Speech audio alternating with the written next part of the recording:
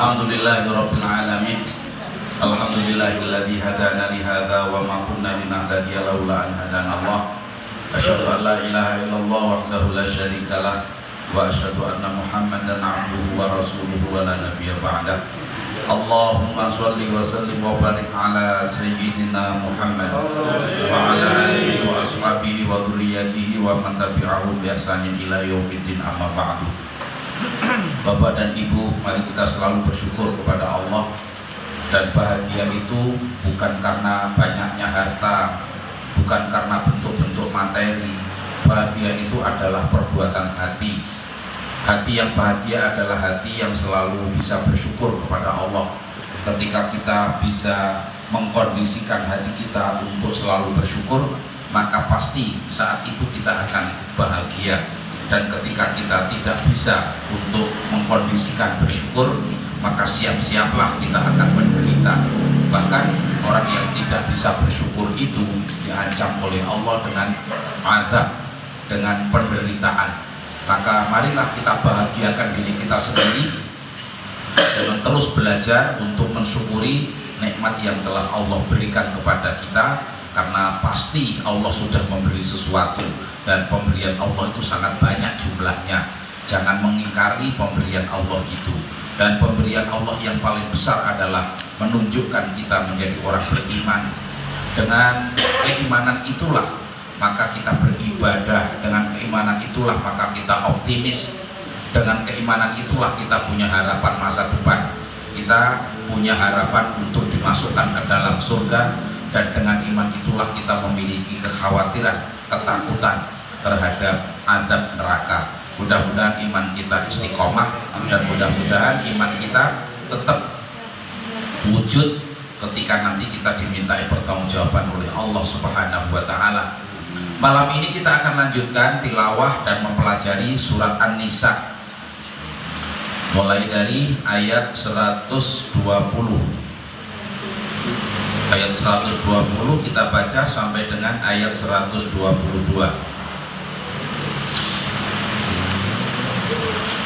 Liridha'illahi ta'ala wa li syafa'ati Rasulillah sallallahu alaihi wasallam. Al-Fatihah.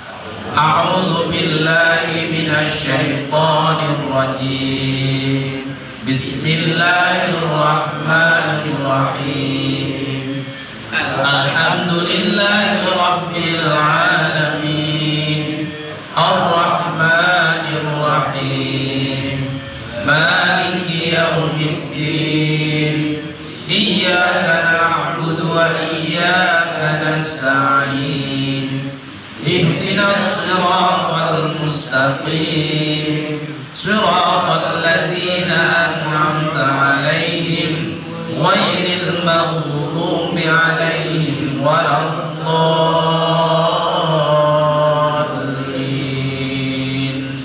Amin. A'udzu billahi minasy syaithanir rajim. Ya'iduhum wa yumannihim wa ma ya'iduhumusy syaitanu illa ghurura. Ulaika ma'wahum jahannam wa la yajiduna 'anha mahisa. Walladzina amanu wa 'amilus shalihati sanudkhiluhum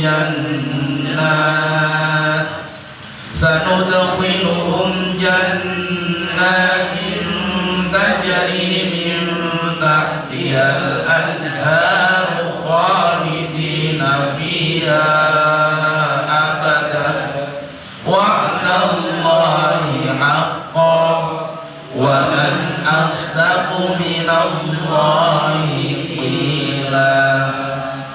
Shadaqallahul azim. Bismillahirrahmanirrahim. Ya'iduhum wa yumannihim. Ya'iduhum, setan itu menjanjikan kepada mereka. Wa yumannihim, dan setan itu membangkitkan angan-angan kepada mereka. bi ayyulqis syaitanu fi qulubihim, dengan setan itu senantiasa memasukkan informasi fi qulubihim, di hati atau di otak manusia, innahu satu tawwalu a'maruhum, bahwasannya manusia itu masih akan dipanjangkan umurnya, wa yanaluna minat dunia, dan setan itu selalu menginformasikan bahwa dia pasti akan memperoleh target dunia, amalahum wa maqasidahum, angan-angan yang dibangun pada mereka dan target tujuan duniawi yang ada pada mereka, wa yaqa'u fi qulubihim, dan setan itu menanamkan di hati manusia annad dunya dualun, bahwa dunia itu berputar. Farubama tayassarat lahum, maka bisa jadi dunia itu akan mudah mereka peroleh, kama tayassarat li ghairihim, sebagaimana orang lain juga mudah untuk memperolehnya. Wa aidan, begitu juga inna syaitana, setan itu juga ya'iduhum, menjanjikan kepada mereka bi annahu la qiyamata, bahwasannya tidak ada hari kiamat, wala jazaan, dan tidak ada hari pembalasan. Fajtahidu, maka manusia itu akan sungguh-sungguh fistifa'il ladzati, di dalam memperoleh kenikmatan-kenikmatan ad-dunyawiyati yang berhubungan dengan keduniaan. Wa ma ya'iduhumus syaitanu illa ghurura, wa ma ya'iduhum, dan tidaklah setan itu menjanjikan mereka, dan tidaklah menjanjikan kepada mereka siapa as-syaitanu, syaitan itu, illa ghurura, kecuali janji-janji tipuan, janji-janji yang menipu. Wa huwa, dan setan itu ayyadunnal insanu, dengan membuat dugaan pada manusia. Wahwa, dan setan itu ayyadunnal insanu, dengan membuat dugaan pada manusia, urusan dunia itu akan seperti itu. Ayat ini menegaskan kembali ayat yang kita bahas pada hari Kamis yang lalu, yaitu di ayat 119, bahwa setan bersumpah. Kemarin kita pelajari ada 4 macam sumpah setan. Setan itu bersumpah intinya untuk menyengsarakan manusia. Setan itu nggak main-main, dia tuh serius. Sehingga kalau manusia itu tidak serius menghadapi setan, dia pasti kalah, dia pasti ikut setan. Di antara yang membuat setan itu tampak serius dan manusia tidak menyadari itu adalah amani, yaitu ketika setan itu membangun pikiran manusia dengan sesuatu yang sebenarnya sia-sia. Maka pada ayat ini kembali ditegaskan ya'iduhum wa yumannihim, itu penegasan itu. Cuman ada satu berita dari Allah yang itu beritanya pasti, yaitu kelanjutannya wama ya'iduhumus syaitanu illa ghurura. Ya'iduhum wa yumannihim, setan itu tidak pernah lepas dari melakukan provokasi, membentuk iming-iming, jadi menjanjikan sesuatu. Jadi ketika orang itu pengen jadi pejabat, pengen jadi ketua RT umpamanya, itu untuk bersaing jadi ketua RT itu dia rela menghitung warganya, itu yang memilih nanti berapa orang, itu dihitung itu. Oh, yang milih itu ketemu 100 orang, lalu dikalikan, itu kalau kali 50.000 berapa itu? Untuk jadi ketua RT itu dia sudah berani mengalikan 100 kali 50.000. Nanti belum lagi ada kanan kirinya, itu orang-orang yang setan juga itu, yang memberitahu itu kamu itu didukung oleh orang banyak, yang sebelah sana tuh nggak patek mendukung, itu gampang nanti tak atur kasih aja sembako, nanti beres. Nah, orang-orang yang suka membisikkan itu ya setan juga itu. Intinya orang itu betul-betul kalah, dia nggak punya perhitungan yang sehat. Loh, RT itu ngayah loh, nggak dapat gaji, pekerjaan pasti, dapatnya nggak mesti itu. Apa yang mau dicari? Nama baik, mau nyari harta, mau nyari pahala. Kalau nyari pahala ngapain pakai nyuap orang?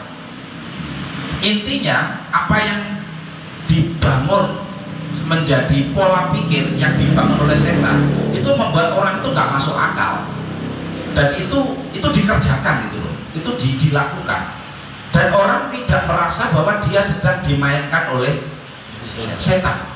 Untuk itu, demi bersaing itu dia rela mencaci maki, dia rela memusuhi, dia rela apapun akan dilakukan. Pokoknya pekerjaan setan itu semua dilakukan. Nah, maka orang yang mendukung itu ya nanti rata-rata jadi setan semua itu. Juga mengolok-olok orang, juga memfitnah orang, tidak suka membicarakan kebaikannya, sukanya membicarakan kejelekannya. Itu hanya untuk mencapai satu keinginan duniawi. Kenapa? Karena setan itu membangun kalau nanti kamu jadi ketua RT, kamu itu akan dihormati orang. Semua orang akan tunduk padamu. Kamu di mana-mana akan dihargai, disegani, dikai sego medino. Jadi kamu akan berharga hidupmu itu. Setan itu bisa membangun kayak gitu. Sama ketika setan itu menargetkan seseorang keluarganya berantakan, itu seorang laki-laki dipertemukan dengan perempuan yang bukan istrinya dulu ketika belum dinikahkan mencantik, itu tercantik di kampungnya. Orang tuanya itu pernah menawarkan jangan menikahi dia, ada perempuan lain, dia nggak mau, tetap dia ngoyo, bahkan kalau perlu lari, mau nikah sama pilihannya. Setelah dinikah setahun aman, 5 tahun masih aman, 15 tahun karena istrinya itu kan sibuk ngurusi anak. Sekarang tangannya udah kasar, badannya sudah bengkak, sekarang sudah ngomongnya sudah nggak santun lagi, tiap hari nagih belanja, kelihatan hidupnya boros banget, tidurnya sudah ngorok, udah nggak pernah macet kan, pakaiannya itu sudah nggak ya sudah nggak pernah. Kalau sementara perempuan lain yang dia lihat, setiap dia lihat itu pas lagi rapi, semua dirawat, rambutnya dirawat, kulitnya dirawat, alisnya dirawat, bulu matanya dirawat, hidungnya dirawat, semua dirawat. Lah yang di rumah itu nggak ada yang dirawat, itu minta diruat itu. Itu setan juga bisa itu menggunakan pola pikir. Kamu kalau bertahan pada istrimu, kamu sepanjang hidup itu iya lek umurmu pendek, lek umurmu panjang, umurmu mumpung masih 45 tahun, mumpung nikahmu itu baru 15 tahun. Ini ada perempuan yang lebih perhatian, setiap hari menanyakan udah makan belum. Suaminya tuh tidak pernah mendapat perlakuan itu. Jadi dia begitu ketemu perempuan itu dia merasa dihargai, merasa dihormati, merasa ya pokoknya merasa nyaman aja dengan perempuan itu. Lalu setan itu membangun, kamu kalau bertahan pada istrimu, kalau umurmu matinya umur 75, itu kurang 30 tahun kasih, 30 tahun kamu tuh harus siap menderita itu kalau sama istrimu itu. Tapi kalau nikah sama ini orangnya nggak banyak ngomong, agak bisu soalnya, dan dia nggak begitu suka belanja, pokoknya baik aja hawanya. Sejak kenal dengan perempuan itu, maka dengan istrinya di rumah udah nggak ramah, udah ngomongnya bentak-bentak, udah nggak ada kerinduan, nggak ada sayang, nggak ada perhatian. Siapa yang memainkan itu? Setan. Kenapa? Karena setan menjanjikan kalau sama ini nanti akan bahagia, dijamin bahagia. Kalau tetap sama istrinya yang halal itu dijamin tidak akan bahagia. Itu namanya ya'iduhum. Setan itu selalu menjanjikan, selalu membuat janji. Kata ya'iduhum itu sebenarnya punya makna dua, bisa menjanjikan juga bisa mengancam. Setiap kebaikan-kebaikan yang akan dilakukan oleh manusia, setan itu buat ancaman. Kamu kok jamaah terus, kalau jamaah terus nanti kamu kehilangan langganan. Apalagi kalau udah jangan sok-sokan jamaah, orang kerjaannya aja Gojek, itu ditinggal jamaah, nanti kalau aplikasinya dimatikan, nanti ratingnya makin menurun. Itu kan bahaya, itu merugikan itu. Jadi setan itu terus membuat ancaman untuk orang yang berbuat baik. Ada orang yang sudah berbuat baik itu diancam, kamu kalau sekarang sudah baik itu nanti nggak bisa meningkat kebaikannya, mending mumpung masih muda itu agak jahat-jahat dikit, nanti kalau udah makin tua itu baru mulai baik. Itu namanya husnul khotimah. Loh, kalau dari awal sudah baik, bagaimana husnul khotimahnya? Nanti kan nggak berubah jadi baik. Mumpung belum kaji, itu agak jahat aja. Nanti pulang dari haji baru baik, itu baru namanya haji mabrur. Jadi haji mabrur itu peluangnya orang yang sebelumnya jelek pulang haji menjadi baik. Kalau sebelum haji sudah baik, apa tanda-tanda mabrurnya?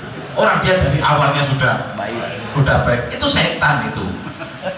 Setan itu bisa kayak gitu. Setan itu terus, dan setiap melakukan kesalahan, setan itu punya alasan. Maka manusia itu ketika sudah bergabung dengan setan, itu melakukan apa saja pasti punya alasan. Jadi melakukan yang salah-salah itu selalu punya alasan. Maksiat ya punya alasan, nggak ibadah juga punya alasan. Dan alasannya itu nanti pikir-pikir kayak bener gitu loh, koyok gitu ya. Kayaknya tuh itu bener. Itu pinternya bikin alasan itu sekolah di mana itu? Ya karena gurunya memang setan. Nanti kalau dia sudah terlatih itu di ayat yang lain menyebutkan dia yang justru nanti itu mimpin setan. Ya awalnya dia itu dipimpin oleh setan dengan cara ya'iduhum wa yumannihim. Allah menggambarkan di dalam surat An-Nur itu, di dalam istilah Arab, syarab pakai sin yang makanya kalau ngaji pakai Ustadz Asyhadi ya, itu beliau orang yang di Kuta Selatan itu orang-orang fasih itu nggak banyak. Di antara lain Ustadz Asyhadi Maksum itu orang yang fasih. Karena membaca Arab itu kalau beda huruf itu minuman. Jadi kasarabin biki'atin yahsabu dhama'anu ma'a. Allah menjelaskan orang-orang yang hidupnya untuk dunia, kata Allah, atau orang-orang yang hidupnya menuruti hawa nafsu, maka hidupnya mengejar fata morgana, mengejar sarab. Fata morgana itu apa? Ketika dia berjalan, kata Allah, dia seperti orang yang kehausan. Maka di kejauhan, di pandangan mata yang jauh di depan sana, dia melihat seperti air yang menggelombang. Jadi kalau kita jalan, nanti kalau Bapak jalan dari Mekah ke Madinah atau sebaliknya dari Madinah ke Mekah, lalu perjalanannya pagi menjelang siang. Kalau sore udah nggak kelihatan, nggak lihat itu. Kalau pagi menjelang siang, jadi misalnya dari Mekah jam 10 pagi, nanti kan sampai Madinah maghrib itu nanti di sepanjang jalan kita naik mobil, itu tol itu kan lurus, di kejauhan di atas aspal itu seperti ada air banyak, itu air gelombang-gelombang di kejauhan. Nanti setelah didekati itu nggak ada, karena itu hanya tipuan mata. Nah, tipuan mata yang terjadi akibat akibat hawa panas yang ada di antara padang pasir, maka itu namanya fata morgana. Allah menggambarkan kehidupan itu seperti itu. Kehidupan itu adalah orang itu mengejar fata morgana. Kalau yang dikejar itu cuma dunia. Jadi umurnya sudah 60 tahun. Tetangga dengar kabar tetangga itu beli rumah. Itu ya gak terima. Aku ya iso tuku omah neh. Gak terima. Terus bener ketika jalan-jalan ada tulisan rumah dijual gitu ya. Orang dia itu loh punya rumah itu udah enak, udah nyaman, dan gak punya utang, dan gak usah repot-repot mikir beli rumah, gak mikir cicilan. Ada rumah dijual sih pengen beli rumah. Itu tujuannya untuk apa juga?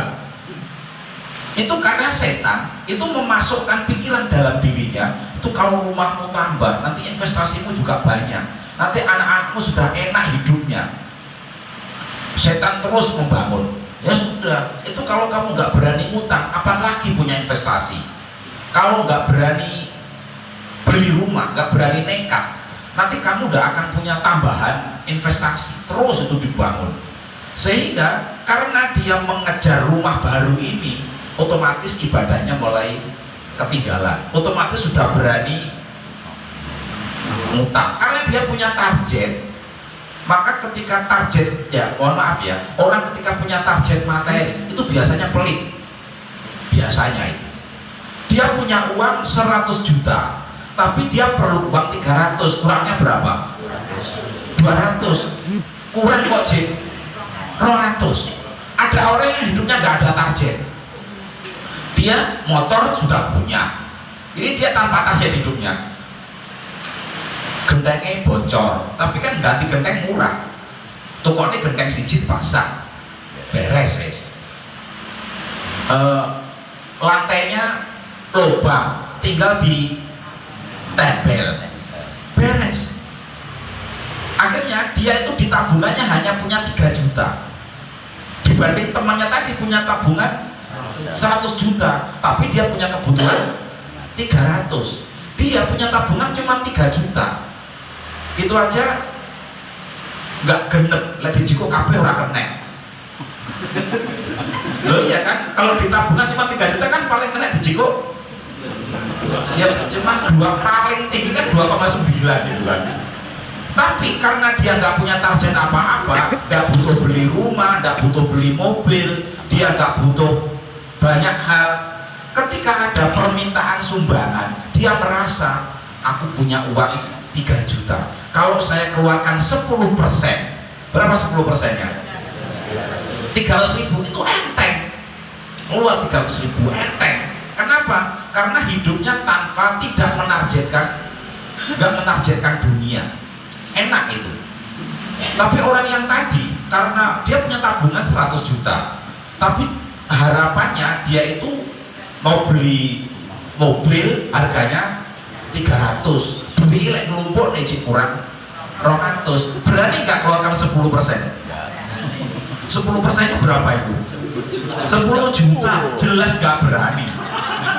Itu jelas nggak berani. Itu setannya mesti ngancam gitu. Kalau kamu nyumbang juga, kapan kamu beli mobil? Kapan kamu punya barang? Setannya akan mengancam. Jadi ya itu setan itu menjanjikan. Nah, setan itu ketika menjanjikan, lalu Allah jawab di ayat ini, wa ma ya'iduhumus syaitanu illa ghurura.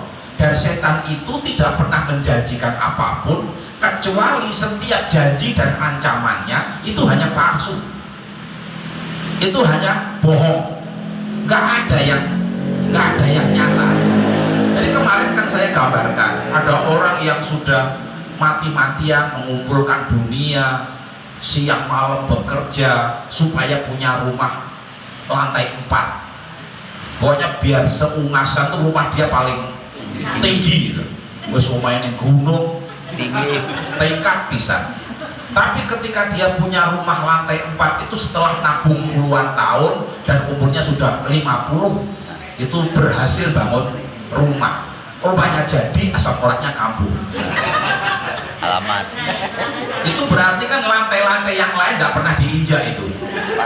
Karena dia nggak pernah bisa naik.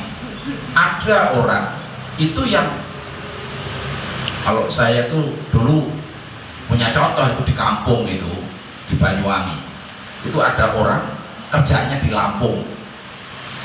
Itu bisnis kopi. Tapi kopi Spanyol itu ya. Separuh nyolong gitu. Jadi dia itu mengambil kopinya pasti malam hari. Kisahnya begitu. Jadi itu kopi siapa? Itu kopinya kopi milik PTP, kopi milik perkebunan. Pegawai-pegawainya itu kan digaji murah. Ya tukang bersih-bersih gitu kan. Dia itu kalau bersih-bersih suka katutan kopi. Yang setiap resik-resik itu katutan kopi. Yo godhong itu katutan kopi. Jadi kopi satu pohon, satu batang yang panjang itu rong dompol itu katut. Sawit rong dompol, ku telung wit, 100 wit yo 100 dompol. Itu kalau sudah sore itu ditaruh ada apa karung plastik gitu ya, karung plastik kebo itu ya. Itu taruh di pinggir jalan. Itu sudah percaya nanti sama penjual. Nah, salah satu pengepulnya itu tetangga saya itu, makanya dia cepat itu kayanya, soalnya ya Spanyol tadi. Kalau yang normal mungkin lama itu, dan itu dia untuk bisa dapat kopi itu kan jauh itu. Kalau dari perkampungan itu naik motornya, dia nggak bisa naik mobil, harus naik motor, dan motornya tuh katanya dirantai itu bannya supaya naik gunung itu nggak kepleset. Dan motornya tuh bawa barang depan belakang. Nanti kalau kemalaman dia nggak berani turun itu, karena apalagi hujan, maka dia sering tuh nginep itu di kebun, Tapi orang nggak tahu dia selama kerja sudah puluhan tahun di Lampung itu dia nggak punya rumah di Lampung, dia kos, dan dia pun nginepnya itu di kebun yang sering, karena nggak mau kehilangan kesempatan nginep di kebun itu dinikmati aja. Tapi di rumah itu punya rumah mewah. Di kampung nggak ada rumah semewah orang itu. Rumahnya mewah, mobilnya mewah, pembantunya tuh banyak, kamarnya itu bagus, ber-AC. Di kampung belum ada rumah ada AC-nya. Jadi di kampung itu nggak ada rumah kok marmer, itu jarang. Ya hanya rumah dia. Pada waktu saya kecil, waktu saya masih di Banyuwangi itu ada rumah marmer itu ya hanya rumahnya orang itu. Tak tanya itu kerja apa? Itu bisnis kopi di Lampung. Lah orangnya di mana? Nggak pernah pulang. Karena kalau pulang ya kehilangan kesempatan. Jadi rumah yang mewah itu dia punya TV gede. Di kampung tuh jarang ada TV 50 inch, itu kan jarang. Itu TV-nya gede banget. Yang menikmati siapa? Pembantu yang banyak sama tukang kebun.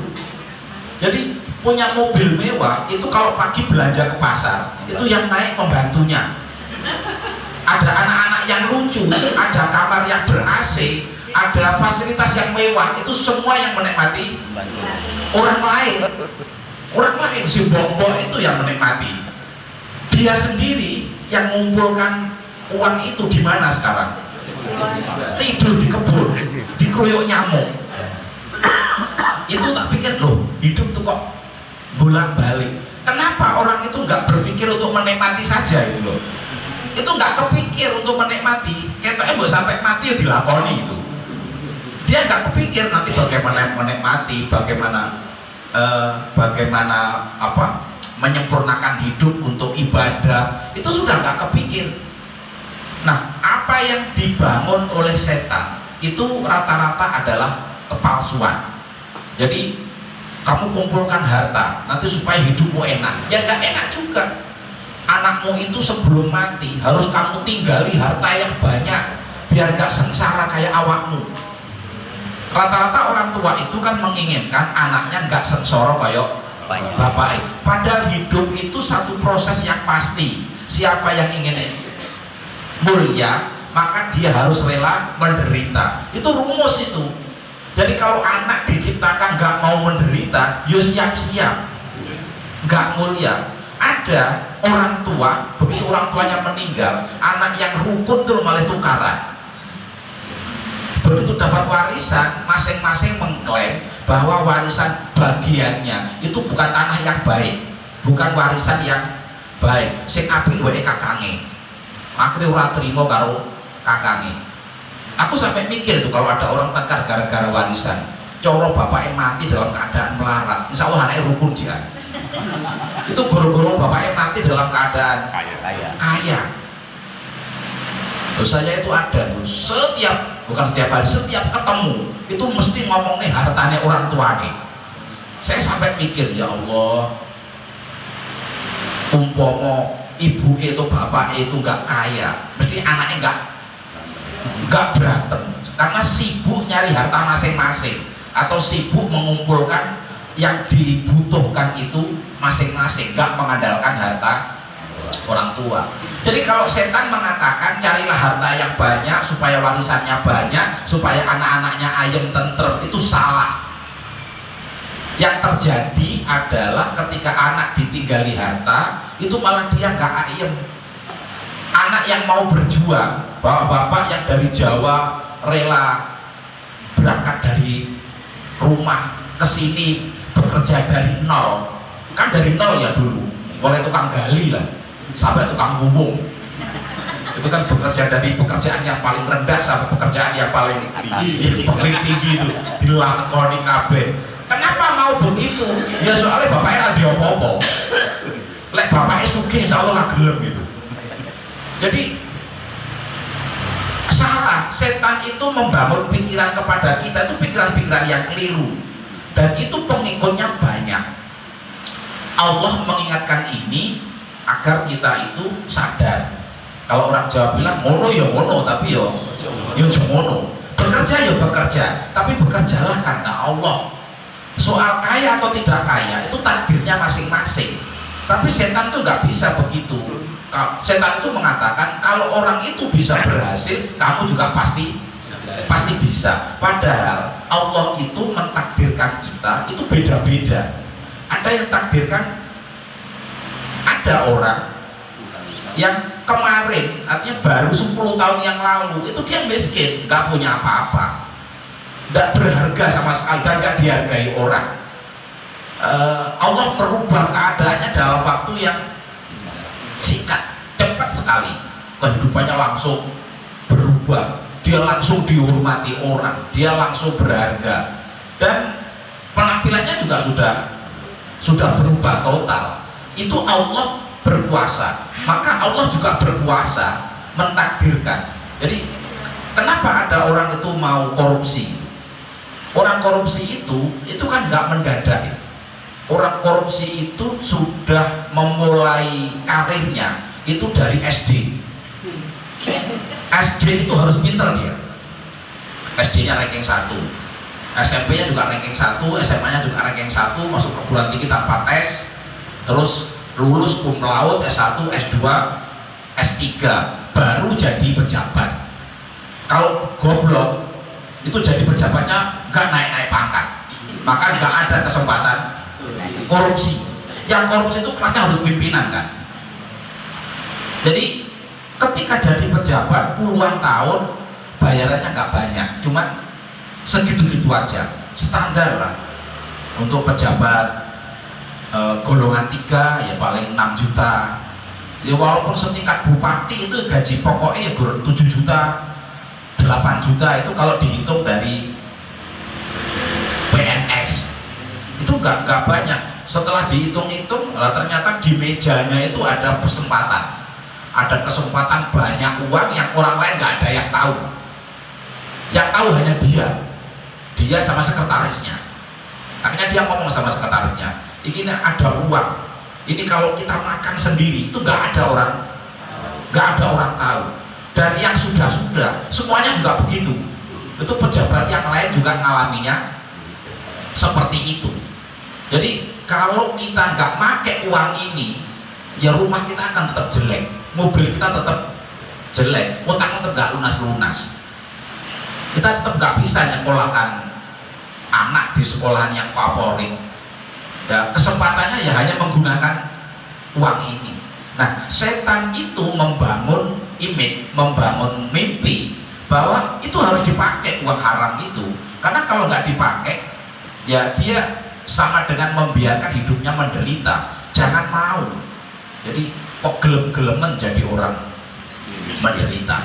Nah, kalau diambil dan mestinya kalau Allah itu memberi contoh bahwa setiap orang yang melakukan keburukan cepat atau lambat itu pasti terungkap.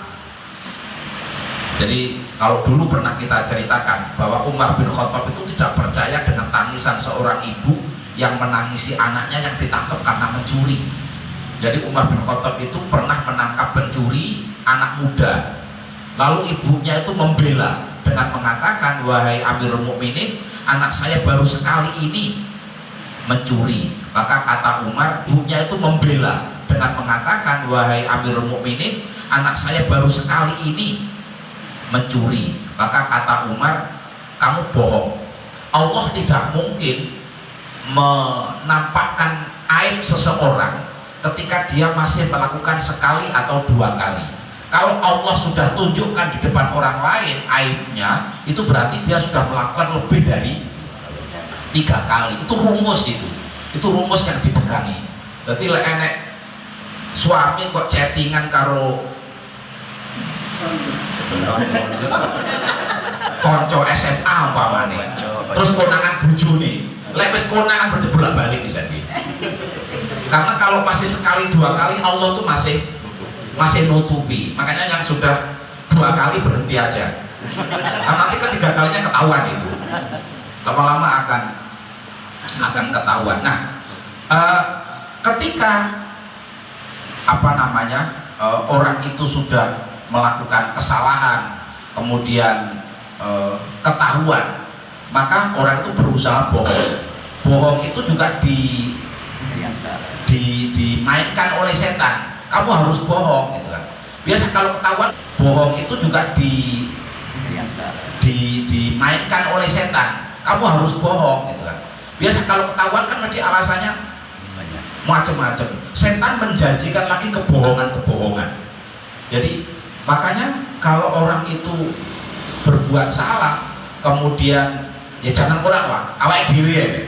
Kita aja itu kalau salah itu pinter banget bikin alasan itu nggak ada yang bener, itu semuanya bohong. Jadi apa yang dijanjikan oleh setan itu semuanya hanyalah kebohongan semata-mata. Ketika setan menjanjikan kamu pasti akan bahagia, kamu akan mendapatkan keuntungan, itu hanya kebohongan semata-mata. Ketika setan menjanjikan kamu pasti akan bahagia, kamu akan mendapatkan keuntungan, itu hanya fata morgana.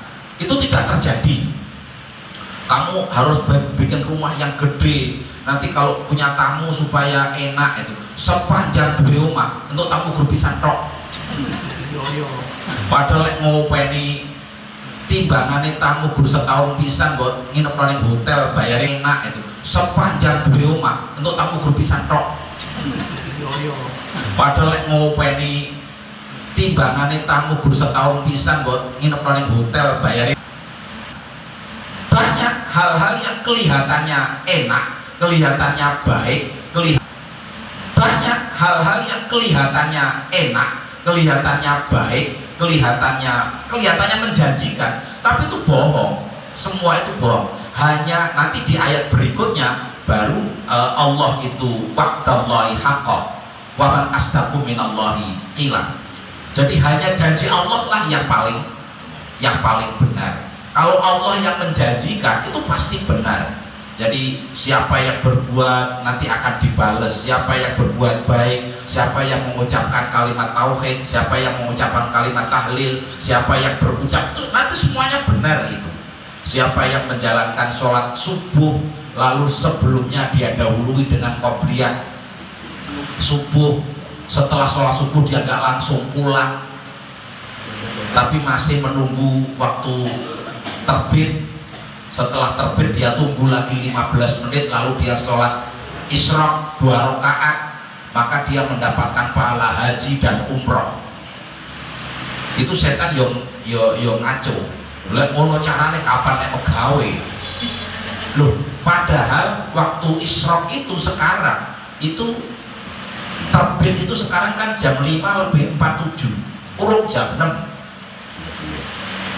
Terus kalau kita mau sholat isyraq itu paling jam 6 lebih 5 menit lah, itu sudah duha awal namanya, atau sholat isyraq. Itu pahalanya sama dengan haji dan umroh sempurna.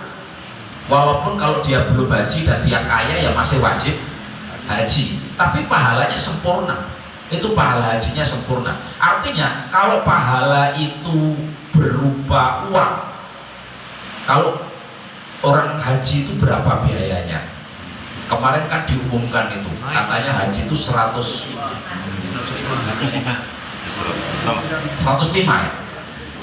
Kemarin kan 92. Kemarin itu 92 haji itu. Ya tidak tahu lah, pokoknya hitung-hitungan pemerintah begitu. Tapi umpama diurus sendiri ya nggak jauh-jauh lah. Umpama haji itu bisa ngurus sendiri, untungnya kan enggak.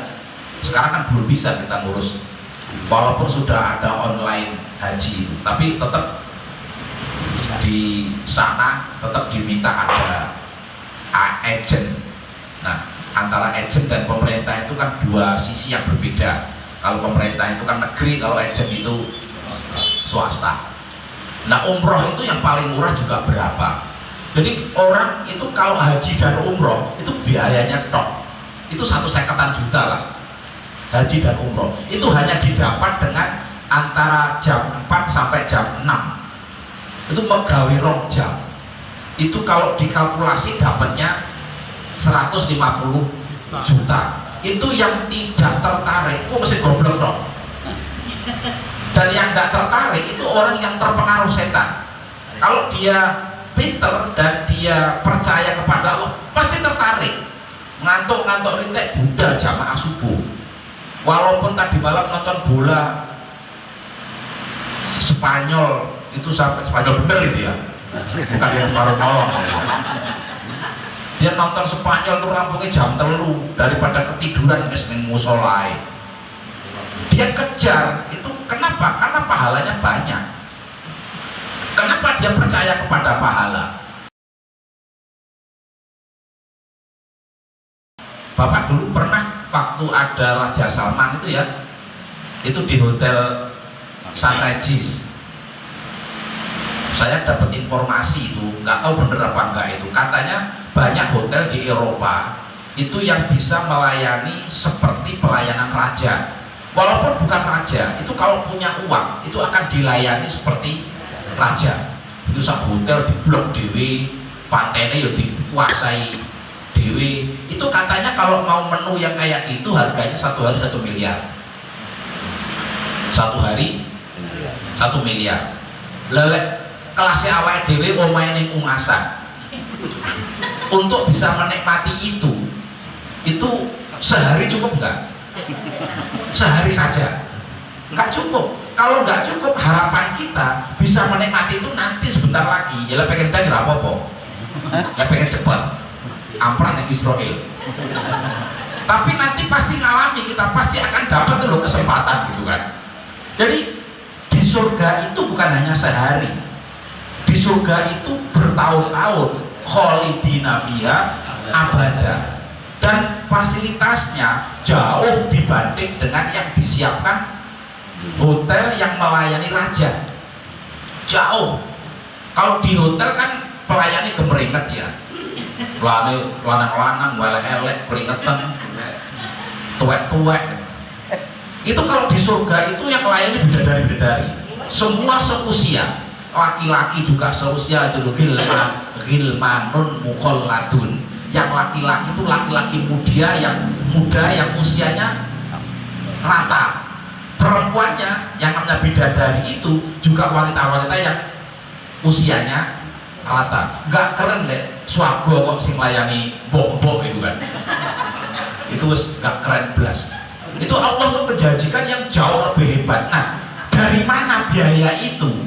Biaya itu didapat dari pahala. Jadi kalau orang nggak punya pahalanya, Arab. mlebu suatu ya ingah-ingih tok ning kono. Itu gak ada biaya deh. Jadi kalau orang nggak punya pahalanya, Arab. mlebu suatu ya ingah-ingih tok ning kono. Itu gak ada biaya deh.